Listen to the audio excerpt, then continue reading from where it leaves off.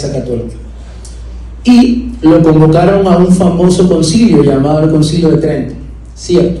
Y algo interesante que quizás nosotros pasamos por alto es el hecho de que cuando Martín Lutero, ¿verdad?, puso sus 95 tesis, habló acerca de cómo el hombre es justificado delante de Dios, quizás uno pensara que el argumento que iba a presentar la Iglesia Católica era, mira, a través de la tradición lo hemos hecho así. No, la Iglesia Católica durante el Concilio de Trento, ¿verdad?, citó a Santiago, la porción que vamos a leer, la citó como contraargumento de lo que Martín Lutero en ese momento ha establecido. Así que la cuestión de la relación entre la fe y las obras es fundamental para la división entre protestantes y católicos romanos, ¿cierto? Eso está establecido. A lo largo de la Biblia vemos que la salvación no se recibe sobre la base de las obras, sino sobre la base de la fe solamente en Dios. Dentro del entendimiento protestante reformado, obviamente, la salvación viene solo por la fe en Cristo, y las buenas obras realizadas por los creyentes no son base para nuestra salvación, pero debemos entender como la evidencia necesaria de esa salvación. Así que con esto en mente vamos a ir a este pasaje y vamos a ver qué relación existe entre la fe y las obras, y cómo una verdadera fe siempre va a expresar verdaderas obras. Así que lo invito a que se pongan de pie, por favor, y vamos a leer la palabra de nuestro Señor. Esta es la palabra del Señor. Leemos en el nombre de Dios. ¿De qué sirve, hermanos míos, si alguno dice que tiene fe, pero no tiene obras? ¿Acaso puede esa fe salvarlo? Si un hermano o una hermana no tiene ropa y carece del sustento diario, y uno de vosotros le dice, id en paz, calentados y saciados, pero no les dais lo necesario para su cuerpo, ¿de qué sirve? 17. Así también la fe por sí misma, si no tiene obras, está muerta. Pero alguno dirá, tú tienes fe y yo tengo obras. Muéstrame tu fe sin las obras y yo te mostraré mi fe por mis obras. Tú crees que Dios es uno, haces bien. También los demonios creen y tiemblan. Pero, ¿estás dispuesto a admitir, oh hombre vano, que la fe sin obra es estéril? ¿No fue justificado por las obras Abraham, nuestro padre, cuando ofreció a Isaac, su hijo, sobre el altar? Ya ves que la fe actúa juntamente con sus obras, y como resultado de las obras, la fe fue perfeccionada. Y se cumplió las escrituras que dice, y Abraham creyó a Dios y le fue contado por justicia, y fue llamado amigo de Dios. Vosotros sabéis que el hombre es justificado por las obras y no por la fe. De la misma manera, ¿no fue la ramera Rahab también justificada por las obras cuando recibió los mensajeros y los envió por otro camino? Porque así como el espíritu sin el cuerpo está muerto, así también la fe sin las obras está muerta.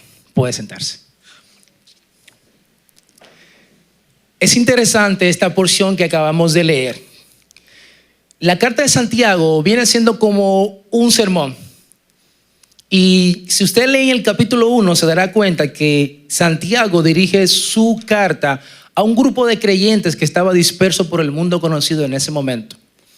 Sabemos que luego de la muerte de Esteban en el libro de los Hechos, un montón de creyentes que ya obviamente se habían convertido en el capítulo 3 por el sermón de Pedro, se fue, ¿verdad? Y la idea era poder expandir el evangelio no solo en Jerusalén, en Samaria, en Judea, sino que hasta los confines de la tierra. Así que esta es la audiencia que tiene Santiago en mente cuando escribe esta carta maravillosa. Y lo primero que me gustaría que podamos entender es que a lo largo de la historia de la iglesia ha habido un debate, no solo en la iglesia católica y los protestantes, sino dentro de la iglesia protestante, de qué papel tienen las buenas obras dentro del creyente. Ya sabemos que somos salvos únicamente por fe mediante Cristo, ¿verdad? Y que la salvación es por gracia, tal y como Pablo establece allí en la carta de los Efesios. Pero, ¿cómo respondemos a la salvación? ¿Cómo se ve una vida que ha sido transformada por el evangelio? Simplemente se ve en la piedad, ¿verdad? En lo que hacemos, en las disciplinas espirituales, cuando nadie nos ve, el ayuno, la oración, la lectura de las escrituras. ¿O espera el Señor algo más profundo de nosotros delante de Él y delante de los hombres? Es justamente lo que vamos a tratar de poder explicar de este texto. Y es lo que Santiago buscaba que en ese momento, pues, que sus lectores entendieran. Y lo primero que vamos a considerar en el día de hoy, mis hermanos, es la relación que hay entre la fe y las obras, que se encuentran desde el versículo 14 al 17. Me gustaría que pudieran seguirme junto con sus Biblias, ¿verdad? Y que podamos ver lo que el Señor tiene en esta mañana para cada uno de nosotros. Repito, el primer punto, la relación de la fe y las obras. Y lo primero que vemos aquí es dos preguntas. Claro, recordar que en el capítulo 1 Santiago está apelando al hecho de que si un hombre escucha la palabra y no la pone en atención, pues simplemente es un unidor que olvidadizo. En el capítulo 2, antes de llegar a estos versículos del versículo 14, él está hablando acerca del favoritismo en la iglesia. Y parecerá algo como que, wow, primero me habla acerca de cómo puedo yo no solo escuchar la palabra, sino aplicarla, y ahora me habla del favoritismo. Bueno, recordemos que cada una de esas porciones de las Escrituras está dentro de un contexto. Y el contexto era que esos hermanos que se encontraban dispersos, ¿verdad?, en el mundo conocido, trabajaban para unos hombres que tenían mucho dinero. Y la idea es que muchos de esos hombres que tenían bastante dinero se habían convertido al cristianismo. Así que ellos iban a lo que se conocía como la sinagoga, y estos hermanos que carecían de dinero suficiente le daban como más oportunidad. De hecho, se cree que durante el proceso de la cena del Señor hacían doble, ¿verdad? Como los más ricos tomaban la cena del Señor primero y luego entonces los más pobres lo tomaban. Y Santiago llama la atención, le dice, hermanos, no. En la iglesia del Señor no hay favoritismo. Somos ricos, pero en fe. Y luego entonces aquí en el versículo 14 introduce un tema muy interesante. Y es este. Él dice, ¿de qué sirve, hermanos míos, si alguno dice que tiene fe, pero no tiene obras? ¿Acaso puede esa fe salvarlo? Repito, ¿de qué sirve, hermanos míos, si alguno dice que tiene fe, pero no tiene obras? ¿Acaso puede esa fe salvarlo? Lo primero que vemos aquí es una introducción de dos preguntas clave. Y Santiago no está diciendo si esta fe es verdadera o es falsa. Él simplemente está diciendo, ¿de qué sirve, hermanos míos, si alguno dice que tiene fe, pero no tiene obras? ¿Acaso puede esa fe salvarlo? Y hay que entender que la fe y las obras están íntimamente relacionadas. Miren esto, la fe y las obras no son idénticas, pero tampoco pueden ser separadas. Son como la raíz y la planta, siempre unidas, sin embargo, diferentes. Amén. Y algo que me llama la atención, luego que Santiago plantea estas dos preguntas, que luego entonces en los versículos posteriores, él va a explicar. Él continúa en el versículo 15, dice, si un hermano o una hermana no tiene ropa y carece de sustento diario, y uno de vosotros les dice, id en paz, calentaos y saciaos, pero no le dais lo necesario para su cuerpo, ¿de qué le sirve? Y algo sumamente importante es el hecho de que la fe verdadera siempre va a expresar buenas obras. Y aquí Santiago en el versículo 15 pone un ejemplo muy cotidiano. Recordar nuevamente el contexto. Estos hermanos salieron de Jerusalén huyendo de la persecución. Se encuentran en ciudades que no necesariamente eran las de ellos y habían perdido gran parte de sus pertenencias. Por lo tanto, se empleaban en lugares bien difíciles y por lo tanto no tenían sustento. Ahora bien, hay una expresión que se repite aquí y me gustaría que pudieran acompañarme también en la lectura, y es en el versículo 16. Luego que plantea la situación que los hermanos tenían, él dice, y uno de vosotros le dice, y en paz, calentaos y saciaos, pero no le da lo suficiente para su cuerpo, ¿de qué le sirve?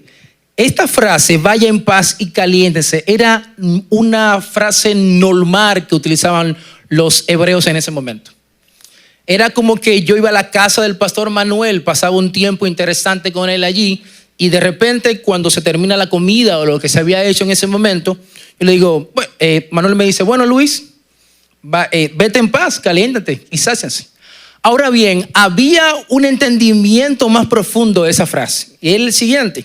Cuando Manuel me dice esa frase, vaya en paz y caliéntense y sáciense, En el entendimiento hebreo era que Dios había dado lo suficiente para que ese hermano tuviera ese sustento. No era una simple frase como, ok, vete, buenas noches, sino que el hebreo entendía que Dios había dado lo suficiente para que este hermano tuviera en paz, ¿verdad? Calentado, saciado, en paz. Sin embargo, en este contexto, Santiago quiere llamar la atención a sus lectores diciéndole, miren, esta frase que para nosotros es normal, en este contexto está mal. Porque ustedes saben, según el versículo 15, dice, si un hermano o una hermana no tiene ropa y carece de sustento diario, y uno de vosotros dice, vaya en paz y caliéntese, y no le da lo suficiente para él, entonces, lamentablemente, esta frase que tan común para nosotros ahora es negativa. ¿Por qué es negativa? Porque no está expresando realmente que ese Dios que ha salvado, ese Dios que le ha dado esa fe, no lo está viendo en práctica. Así que esa expresión, calientes y váyanse en paz, era una frase típica de despedida de los judíos. Pero en este contexto, repito, ha sido utilizada de una manera negativa. Santiago sabe que sus audiencias tienen el entendimiento de esto. Ahora, es importante señalar que en esta parte la intención de Santiago es dejar plasmada en la mente de sus lectores y también en nosotros, es el hecho de que en la fe las obras son necesarias. Por lo tanto, el creyente ha sido salvado para expresar buenas obras. Si el creyente no muestra buenas obras, su fe entonces puede ser cuestionada. No solo delante de los hombres, incluso delante del mismo Dios. Así que es imposible crear una dicotomía, ¿verdad? Separar la fe y las obras. Ya sabemos que no son lo mismo. Ya sabemos que la obra, ¿verdad? No somos salvos por obras. Sin embargo, somos salvos para hacer buenas obras. Así que esta relación, ¿verdad? Entre la fe y las obras queda muy claro. Ahora bien, la intención de Santiago también es mostrarle a su audiencia en ese momento y también a nosotros, es el hecho de que la fe tiene un lado activo, ¿verdad?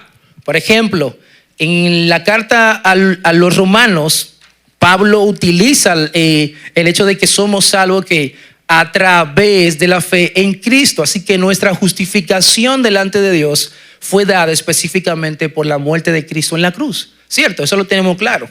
Y nosotros no aportamos nada a eso, simplemente nuestro pecado, como dicen algunos teólogos.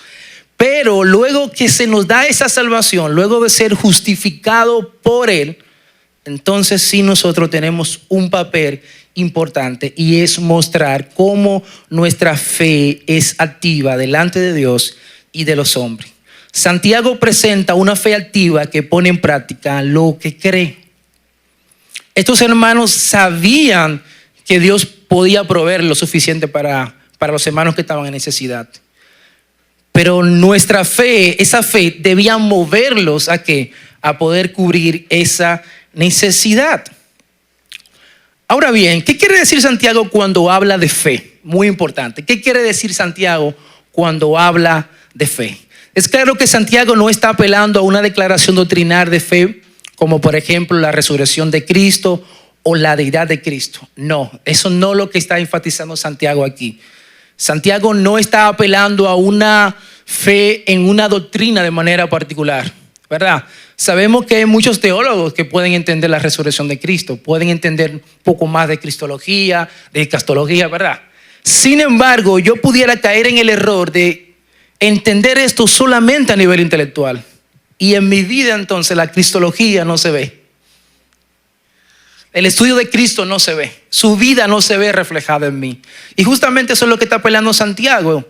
No necesariamente a una fe superficial o intelectual, sino a una fe que pone en práctica lo que ya ha sido, en este caso, dado a su vida. La fe en Dios por medio de Cristo es una certeza que fluye de nuestros corazones, emana de nuestra mente y se traduce en hechos. Una fe vibrante entre palabra y obra. Eso es justamente lo que Dios en este caso quiere que apelemos. Y eso es lo que Santiago intenta decirle a su audiencia desde el versículo 14 al versículo 16. Así que está claro que hay una relación entre fe y obras, y que no podemos separarla. Claro, hay una distinción entre ellas. La fe ya sabemos que es dada simplemente por Dios, ¿verdad? Y que somos justificados en Cristo. Sin embargo, las obras entonces pueden ser expresadas a través de esa justificación. Así que hay una relación entre ellas. El segundo punto rápido que quiero tratar con ustedes, mis hermanos, es el hecho de que la objeción de la fe por encima de las obras, y se encuentra de los versículos 18 al 20. Ya vimos claramente la relación que hay entre la fe y las obras. No podemos separarla. Son distintas, pero se están ahí, ¿verdad? Ahora vamos a ver la objeción de la fe por encima de las obras. Y aquí en el versículo 18, Santiago inicia una conversación con alguien que pone una objeción. Y él dice, pero alguno dirá, tú tienes fe y yo tengo obras. Muéstrame tu fe sin las obras y yo te mostraré mi fe por mis obras. Tú crees que Dios es uno, haces bien. También los demonios creen y tiemblan. Pero, ¿estás dispuesto a admitir, oh hombre vano, que la fe sin obra es estéril? Aquí de manera particular, él inicia, ¿verdad? Y dice, bueno, mira, puede ser que haya alguien que diga, yo tengo fe, pero ¿y tú qué tienes? Bueno, yo tengo obras. Pero Santiago dice, mira, el hecho de que tú tengas fe no implica que realmente esta fe sea una fe genuina o una fe verdadera. Y lo primero que él menciona es una fe superficial. Repito, él dice, pero alguno dirá, tú tienes fe y yo tengo obras. Y lo primero que podemos ver aquí, mis hermanos, es que puede ser que podamos tener una fe superficial en Dios. Y que esa fe entonces no se pueda traducir en hechos. Y hay que tener cuidado con esto. Yo recuerdo una vez que estaba en un viaje misionero aquí de manera interna y nos enseñaron varias herramientas y una de esas herramientas era una herramienta evangelística que se llama Huesos. Bien, después me pueden preguntar, o Isauri, de qué se trata Huesos. Pero el punto es que estaba compartiendo el evangelio con alguien y Huesos generalmente cuenta con 5 puntos y 2 preguntas. Y la idea es poder guiar a la gente en una conversación genuina acerca de qué es el evangelio y cómo está tu vida, obviamente, fuera del evangelio. El punto es que la última cuestión de la herramienta evangelística presenta y le pregunta a la gente, ¿tú crees en Dios? ¿Tienes fe en Dios? Todo el dominicano te va a decir que sí. Todo el dominicano te va a decir, sí, yo creo en Dios, ¿verdad?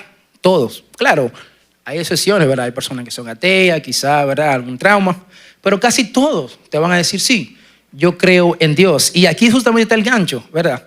Porque esa creencia en Dios es una creencia o cultural o familiar, pero realmente esa gente no vive de acuerdo a lo que dice la palabra, ¿cierto? Entonces es una fe superficial. Es como, sí, mira, yo creo que sí existe Dios. Bueno, desde pequeño me han enseñado a orar, voy a la iglesia. Sin embargo, esa fe es superficial, no necesariamente porque yo lo estoy diciendo, sino porque en el día a día de esa persona no necesariamente refleja esa fe. Y aquí es que está realmente la dificultad. Y Santiago lo presenta, dice, pero alguno dirá, tú tienes fe, yo tengo obras. Muéstrame tu fe sin las obras y yo te mostraré mi fe por mis obras. Bien, el segundo ejemplo que él pone acerca de la objeción de la fe por encima de las obras se pone un poco más interesante. En el versículo 19 él dice, tú crees que Dios es uno, haces bien. También los demonios creen y tiemblan. Y aquí las cosas se ponen aún más interesantes. Santiago está apelando, primero dice, hay alguien que tiene fe pero no muestra su obra, así que tu fe es una fe superficial. Y ahora entonces dirige la creencia específicamente de parte de los demonios hacia Dios. Señores, no existe una entidad que sepa más acerca de nuestro Dios que los ángeles y los demonios. Ellos, como siempre nos decían durante el proceso de formación en el seminario, esa gente son los teólogos por excelencia. Satanás sabe quién es Dios, lo que hace, el poder que tiene, su omnipresencia, su omnipotencia. Él lo sabe más que nosotros. Recordar que entre ellos y nosotros hay una diferencia. Nosotros somos seres finitos, ¿verdad? pero ellos en este caso tienen algún tipo de infinidad. Así que ahora Santiago apela de cómo las entidades demoníacas sí saben quién es Dios. Y no sé si le parece familiar esta expresión del versículo 19. Él dice, tú crees que Dios es uno. Para un hebreo, el hecho de decir que Dios es uno está apelando a ese Dios grande, ¿verdad? A ese Dios poderoso. Y los demonios saben que Dios es fuerte y poderoso. Pero el actuar de los demonios es completamente diferente a lo que se debería, ¿verdad? Tener una fe activa que muestra buenas obras. Ya sabemos a qué se dedican, ¿cierto? Ya sabemos su operatividad, cómo lo hacen, de dónde viene. Así que no es suficiente solamente decir que yo creo en Dios o que Dios existe, sino que hay algo más. Incluso muestra una emoción. Dice, tú crees en Dios y lo haces bien. También los demonios creen y tiemblan. Así que no es solo un conocimiento que ellos tienen. Ellos tienen una reverencia delante de Dios y dicen, sí, tú eres santo, sí tememos delante de ti. Pero sabemos que esa fe nunca traerá justificación a ellos. Esa fe nunca los salvará. Esa fe nunca podrá expresar buenas obras.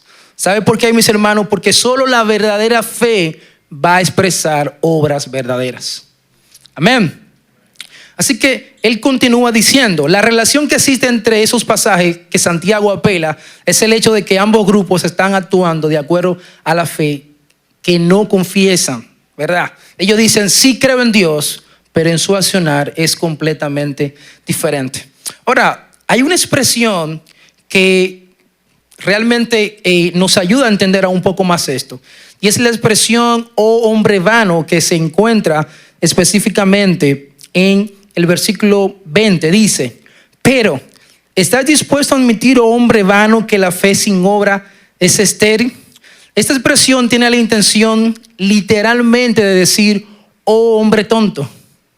Es la misma expresión que usa el Señor Jesucristo cuando está hablando con los discípulos en Lucas de Camino a Maús, que le dicen, wow, ustedes no han entendido esto. Déjenme mostrarles nuevamente cómo el Mesías debía de morir, ¿verdad? Resucitar y por último ascender a gloria. Así que Santiago está diciendo, pero ¿estás dispuesto a admitir, oh hombre vano, hombre tonto, que la fe sin obra es estéril? ¿No lo ves? Los demonios creen y tiemblan, pero su expresión no concuerda con una fe verdadera. Por lo tanto, es bueno entender eso, mis hermanos. Puede haber buenas obras sin fe verdadera, pero no puede haber fe verdadera sin buenas obras. Parecer un trabalengua, ¿verdad? Repito, puede haber buenas obras sin fe verdadera, pero no puede haber fe verdadera sin obras. Hay un montón de gente haciendo cosas buenas en el mundo. Yo trabajo en el desarrollo comunitario, por ejemplo, y básicamente tú puedes encontrar millones de sociólogos, antropólogos, trabajadores sociales que han dedicado toda su vida para el desarrollo de una comunidad, y eso se aplaude. Sin embargo, a través de las Escrituras vemos que ellos no van a ser justificados delante de Dios por eso. No pueden ser justificados. Y pareciera algo que contradice, ¿verdad? Humanamente. Señor, yo he dedicado mi vida a la Guásara. La Guásara es una comunidad en zona fronteriza donde creo que nunca, a usted no le gustaría andar por ahí, pero es allá en zona fronteriza, no hay nada, tú llegas y cómo esta gente vive aquí. Y allí mi organización hizo algo increíble, pero ¿saben qué? No por eso las personas que trabajan en mi organización se van a salvar. No pueden. Solo tenemos salvación a través de Cristo Jesús, ¿verdad? Mediante la fe en Él. Luis, ¿tú estás diciendo entonces que no son importantes las buenas obras? No estoy diciendo que no sean importantes. Lo que te estoy diciendo, mis hermanos, es que tus buenas obras no pueden ser utilizadas para salvación porque no lo van a hacer. No te van a justificar. Ahora, ¿es necesario mostrar las buenas obras? Sí, mis hermanos. ¿Sabe por qué es necesario? Porque incluso el mismo Cristo, hablando obviamente a su iglesia a través de Pablo en la carta a los Efesios, dice que Él preparó buenas obras mucho antes de la fundación del mundo. Esas buenas obras deben ser expresadas por el creyente. Ahora bien, le comentaba a mi esposa cuando estaba elaborando el sermón, Ustedes han escuchado un pasaje en Isaías donde Isaías dice que las buenas obras de los hombres son como trapo de inmundicia delante de Dios. ¿Han escuchado ese pasaje, verdad? Eso es cierto. Yo puedo construir 7, 8 mil millones, por ejemplo, de casetas de agua en lugares donde no hay agua. Y eso no va a hacer que el Señor me justifique. Sin embargo, en el creyente existe algo diferente. Cuando tú pasas de muerte a vida, ¿verdad? Y Cristo viene a morar en ti, su Espíritu Santo te sella. Esas buenas obras que el Señor ha preparado mucho antes de la fundación del mundo no son trapos de inmundicia delante de Dios ahora. ¿Por qué no lo son? Porque no son producidas por ti. Son producidas por su Espíritu a través de su palabra.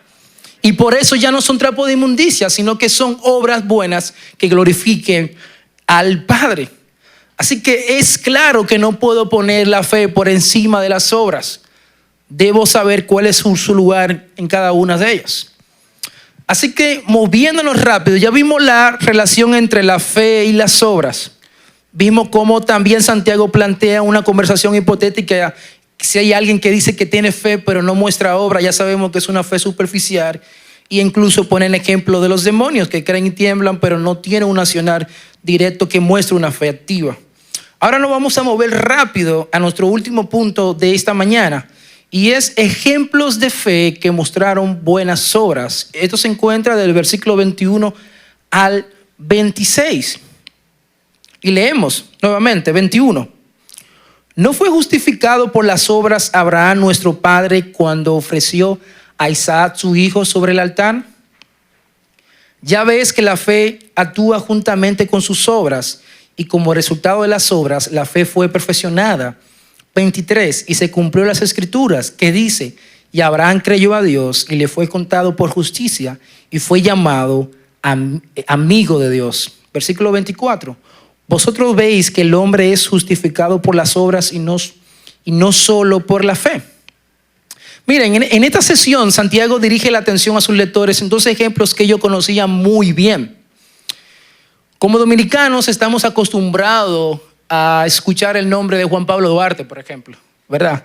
Sabemos quién es Juan Pablo Duarte. Sabemos quién fue Pedro Santana, ¿verdad? Sabemos quién fue Pedro Santana, ¿cierto? Horacio Vázquez. Y un sinnúmero de gente que contribuyeron, ¿verdad?, a todo el tema de la república. Para los hebreos, cuando le mencionaban a Abraham, había algo importante. Ya sabemos que Abraham es el padre de la fe, ¿cierto? Y que para él era fue el primer patriarca, ¿verdad?, que existió. Así que Santiago ahora apela a ese ejemplo y era como, miren, si ustedes no me quieren creer todo lo que he mencionado acerca de los demonios que creen y tiemblan, si todavía no he logrado persuadirte acerca de que la fe está ligada a las obras, yo te voy a poner el ejemplo de tu padre Abraham. Y era muy importante esto. Así que él comienza y dice en el versículo 21, ¿no fue justificado por las obras Abraham, nuestro padre, cuando ofreció a Isaac su hijo sobre el altar? Ya ves que la fe actúa juntamente con sus obras, y como resultado de las obras, la fe fue perfeccionada. Y ya sabemos lo que dice el versículo 23. Miren, algo también importante aquí es, Santiago no está apelando al hecho de que por ser judío ahora ellos iban a tener una oportunidad de ser justificados por las obras de Abraham. No, ese no es el ejemplo que él quiere transmitir en ese momento. Él quiere ver cómo su audiencia piensa, ¿verdad?, y estima a ese Abraham que sabemos que era el padre de la fe, pero que a través de su accionar o sus buenas obras perfeccionó su fe.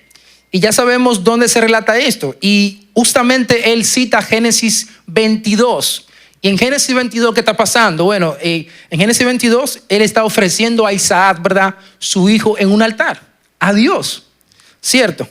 Ahora, si usted lee la carta de Romanos, Pablo presenta la vida de Abraham justificado en el capítulo 15, no en el capítulo 22. Bien, ¿y por qué hace eso? Bueno, recordamos que hay una tensión y decidí no gastar tiempo, ¿verdad?, en esto. Más adelante pueden investigar. Y es el hecho de que hay algunos teólogos que entienden que tanto Pablo como Santiago se están contradiciendo entre ellos. Porque Santiago está diciendo que el hombre es aparentemente, como vamos a ver, es justificado a través no solo de su fe, sino que pone en acción su fe en buenas obras. Pero Pablo dice, no, las obras de la ley no pueden justificar al hombre, solamente lo hace a través de la gracia de Cristo, ¿verdad? La fe. Sin embargo, lo que ambos están diciendo es colocando a Abraham como un ejemplo de doble estilo. Número 1, un hombre con todos sus defectos fue justificado, Génesis 15. Y por otro lado, Santiago menciona a un hombre que ha sido justificado, pero que ahora muestra esa buena obra porque ya fue justificado. Hay que entender esto. Bien, entonces lo primero que él menciona es el hecho de que Abraham fue justificado no solo por su fe, sino también por su obra. Vamos a leer nuevamente el versículo 22. Ya ves que la fe actúa juntamente con sus obras y como resultado de las obras la fe fue perfeccionada. Ahora bien, usted pudiera argumentar de qué manera fue justificado entonces Abraham aquí según lo que plantea Santiago. Bueno, la justificación que habla Santiago no es una justificación penal, que es la que apela Pablo en la carta a los romanos, ¿verdad? Pablo se hace la pregunta, ¿cómo es justificado el hombre? ¿Es justificado por las obras de la ley o es justificado por fe mediante Cristo? Pablo dice, no, por las obras de la ley el hombre no es justificado, sino que es justificado a través de la fe solamente en Cristo.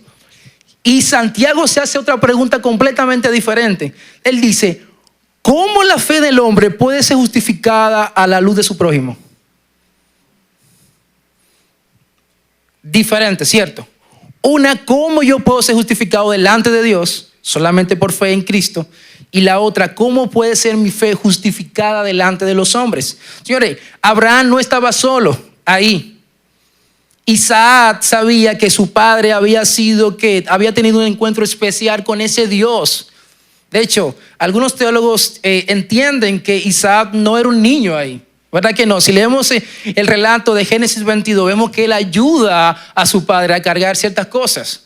Así que había un entendimiento y lo que estaba buscando justamente Dios era, número 1, la obediencia de Abraham, y por otro lado era perfeccionar esa fe que iba obviamente a poner en obra lo que había creído ya previamente. Así que no hay contradicción en estos dos autores, simplemente ambos están mostrando dos caras diferentes, ¿verdad?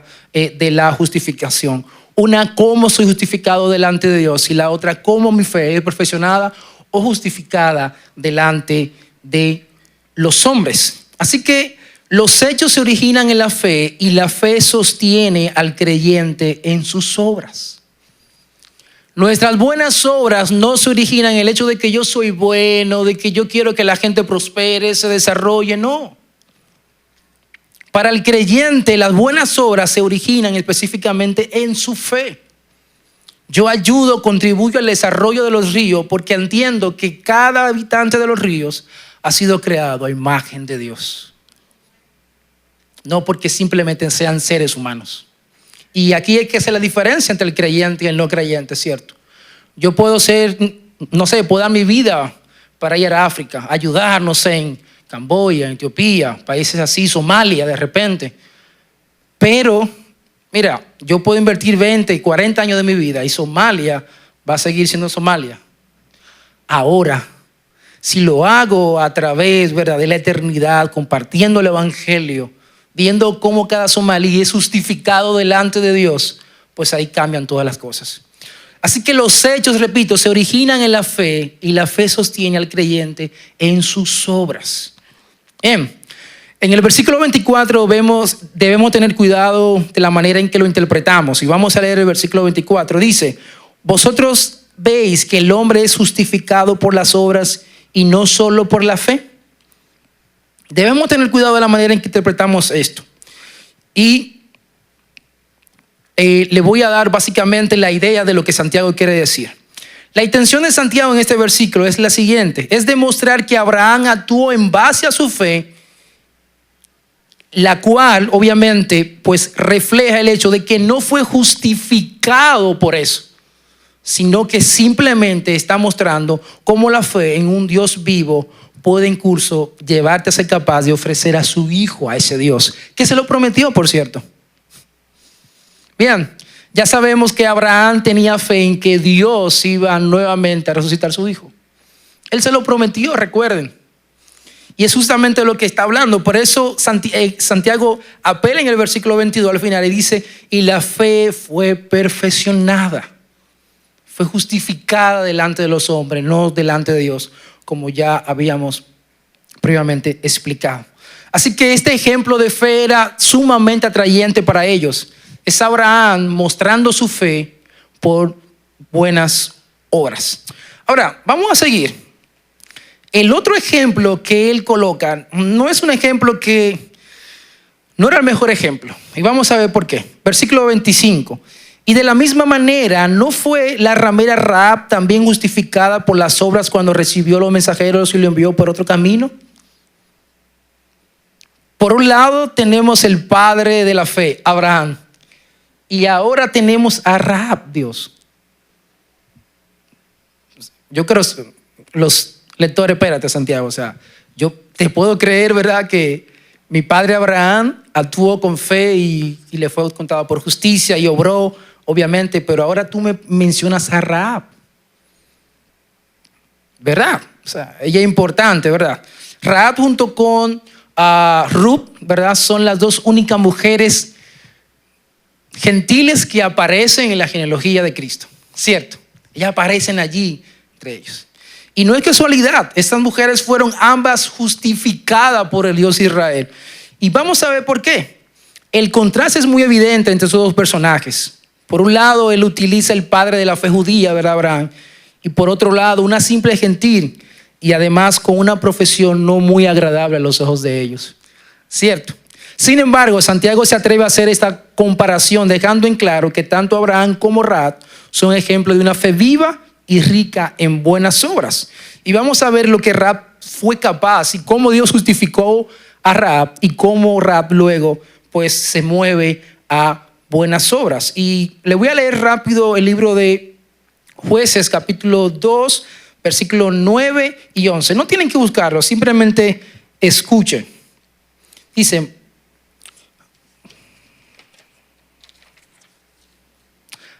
versículo 8. Antes que los espías se acostaron, Rahab subió al terrado donde ellos estaban. Versículo 9. Y dijo a los hombres, sé que el Señor le ha dado esta tierra y que el terror de ustedes ha caído sobre nosotros y que todos los habitantes del país se han acobardado ante ustedes. Versículo 10. Porque hemos oído que el Señor secó el agua del Mar Rojo delante de ustedes cuando salieron de Egipto. También supimos que lo hicieron a los dos reyes de los amorreos que estaban en el otro lado del Jordán, a Senón y a Ohn, a quienes destruyeron por completo. Y aquí en el versículo 11 es sumamente importante cómo Rahab, ¿verdad?, eleva una oración a Dios. Dice, cuando vimos esto, nos acordamos, no quedamos ya valor en el nombre alguno por causa de ustedes, porque el Señor, el Dios de ustedes, es Dios de arriba en los cielos y debajo en la tierra. Esta es la fe que intenta traer a colación Santiago, de cómo esta mujer en medio de esas murallas allí en Jericó apeló y fue justificada por nuestro Dios. Pero ella no se quedó ahí, ¿verdad que no?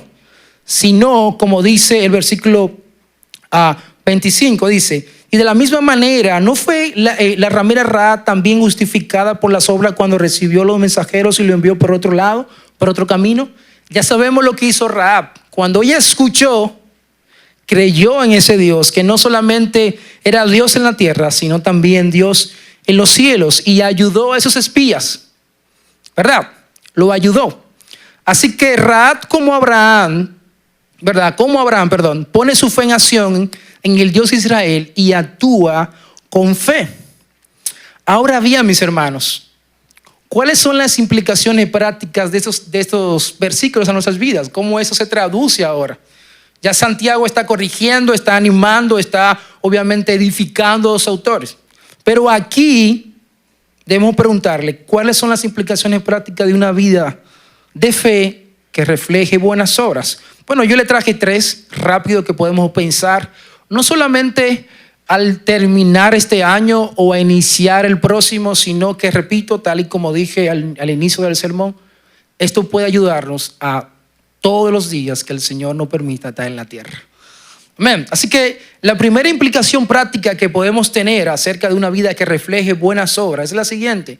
Cuando hago buenas obras, los hombres glorifican al Padre, según lo que establece Mateo 5:17. Es un hecho. Cuando el creyente, ¿verdad?, actúa con buenas obras, ¿el nombre del creyente es glorificado? No, el nombre del Padre es glorificado. Así que yo no estoy buscando mi propia gloria cuando yo estoy haciendo buenas obras, sino que estoy buscando la gloria del Padre. De hecho, en Efesios capítulo 2, versículo 10, habla acerca de esas buenas obras. No que el creyente debe de inventarse esas buenas obras, sino que ya han sido preparadas mucho antes de la fundación del mundo. Qué bueno, que yo no tengo que inventar. Ya el Señor lo ha predestinado mucho antes de la fundación del mundo. Lo que me toca es que obedecer, actuar en base a eso. Así que si tengo la oportunidad de servir a mi prójimo en cualquier área, hazlo, hermano. Porque con eso estás glorificando al Padre. No lo hagas para tu propio deleite o para que vean que tú eres bueno, sino para que tu Padre sea glorificado. 2, cuando hago buenas obras, edifico a mi familia. ¿Y qué tiene que ver eso?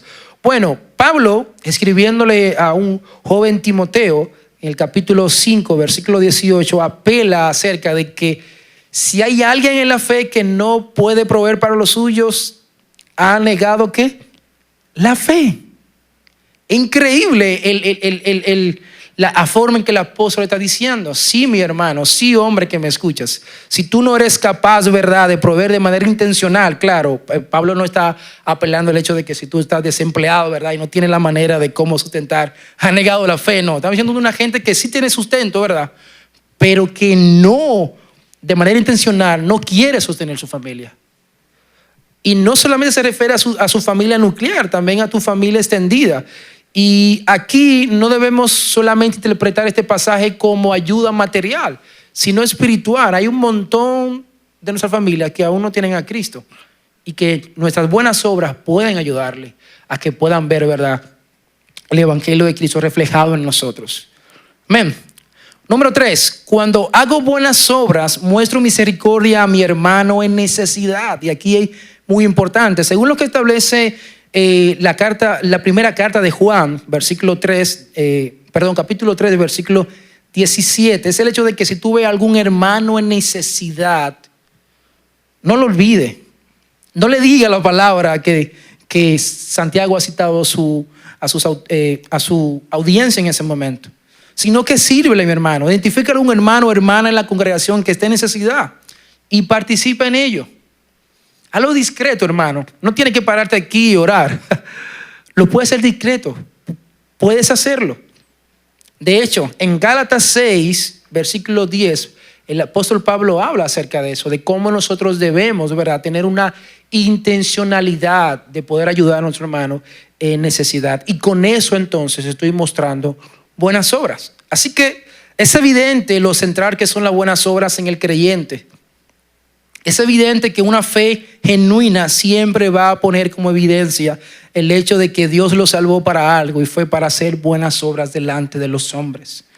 Es evidente que a Dios le importa que nuestras buenas obras puedan ser expresadas en el mundo.